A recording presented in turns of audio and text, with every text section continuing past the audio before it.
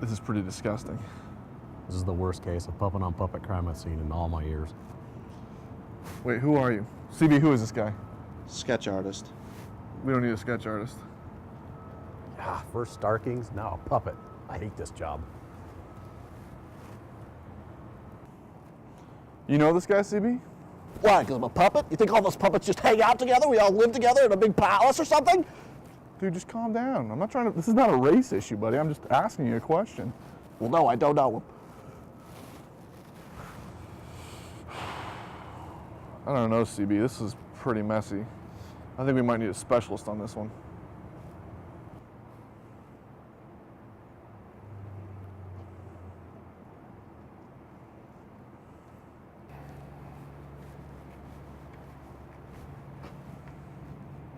What do we have here, Detective? It looks like a homicide. Puppet homicide. What are you doing here? Hey, what? CB, relax. In fact, why don't you run my coat back to the truck? It's a little warm What? out here. I hate that guy. He's a little nervous, but he's a hard worker. Good cop. Welcome to One Shot Presents. I'm Brick. I'm Detective Tagwood, Special Puppet Homicide Unit. That's right. What we do here is we review comics and action figures. That's right, we're going to start things off with a great comic for you, Chew. Now, according to what I've written down here, the writer is John Layman, and the artist is Rob Guillory. That's right. Now, lately, comics haven't been doing it for me. A lot of the stories are being regurgitated. They're all tired. They're all the same. Chew, on the other hand, breaks the mold. That's right, and I too am a little bit sick of events. I'm sick of just, well, not comics, but just, there's nothing original or fresh, really, I don't feel. And this is one that, you know, even though it's about kind of rotten food, it's a fresh bite. You tell him, Detective. I will. What the book is about is Detective Chew on the cases of black market chicken. That's right, I didn't stutter. It seems like in the future, chicken is going to be outlawed. So all these gangsters have come around and created a black market chicken. Now what Chew can do is that by taking a bite of any type of food, he can tell where, like if it's an apple, he can tell where it was grown, what pesticides were used. And so if he bites into a victim of a crime, he can actually like find out who murdered them or, you know, get clues in that sense.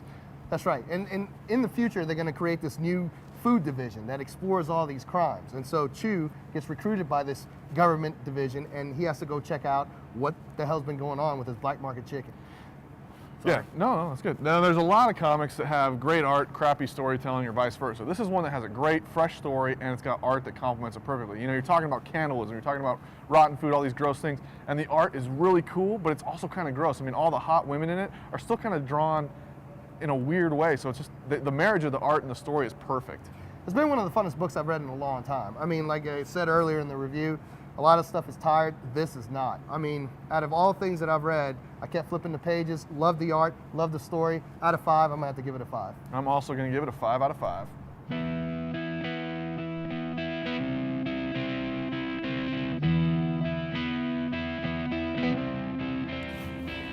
Looks like someone was having some fun here last night. Anyways, for my comic book review, I chose Joe the Barbarian, issue 2. Now, when issue 1 came out, I thought, this is awesome. Great art by Sean Murphy, I mean, ridiculously cool art, and a story by Grant Morrison that I'm actually digging. I've never really been a huge fan. I like his run on X-Men, but that's about it.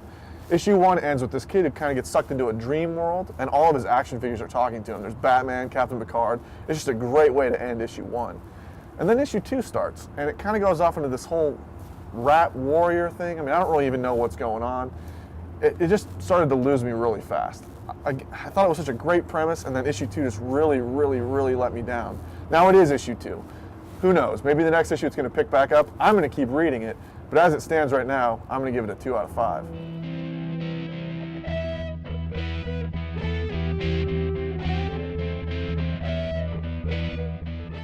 For this week's action figure review, I've chosen Aquaman from the Blackest Night line from DC Direct. That's right. I hate Blackest Night. I do. I think that DC has totally trashed a great idea, but the action figures are actually really cool. I personally like the Black Lanterns. I have Superman, Martian Manhunter, and now Aquaman. I don't want the Green Lanterns just because I have enough Hal Jordans and Kyle Rayner in my collection. But this is a really cool figure. You know, you can put it on your table. His face is all rotten and everything. It's really a fun figure. Out of 5, I'm going to give him a 5.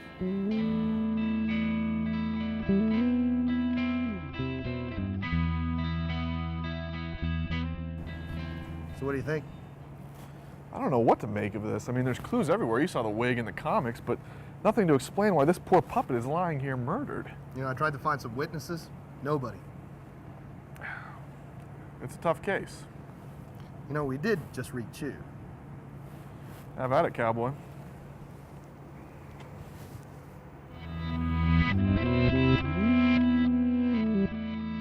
Welcome back to Trevor Time. On this segment of Trevor Time, we're going to be throwing some ink. So I broke this segment into 2 parts.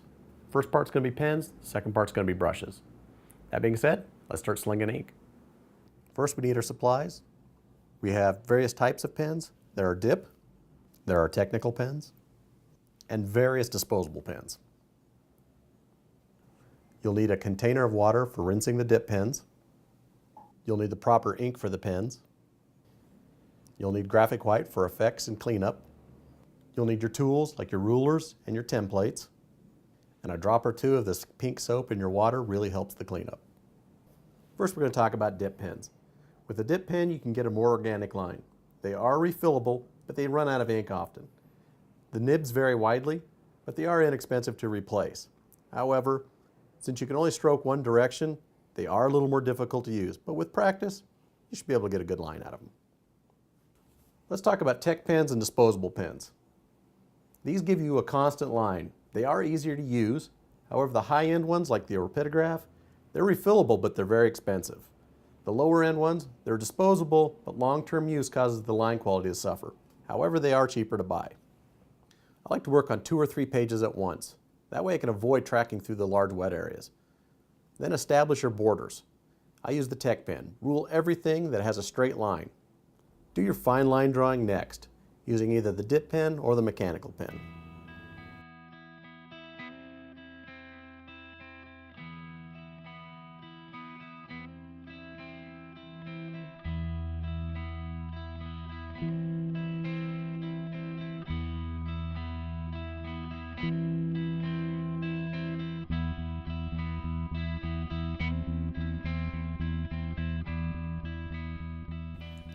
Now that we're done with those pesky details, let's go in and fill in some of those large black areas. You can either use a large marker or you can use your brush. After that, you need to clean up some of those hairy lines. Use your graphic white. You can also use whiteout, however, you cannot ink back over whiteout. It will smear your ink. Next time, we're going to talk about some brush techniques.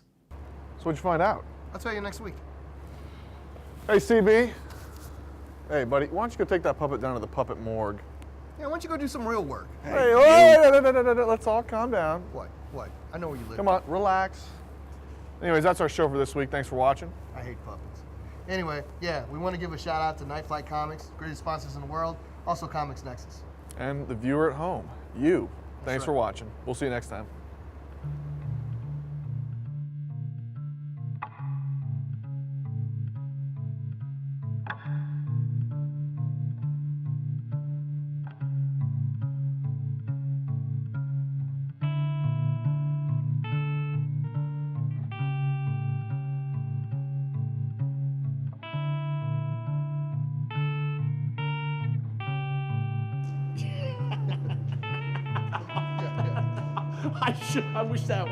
I wish I would have known you were doing that. Let's do that same thing again. 'Cause So we'll be posting out. that was great.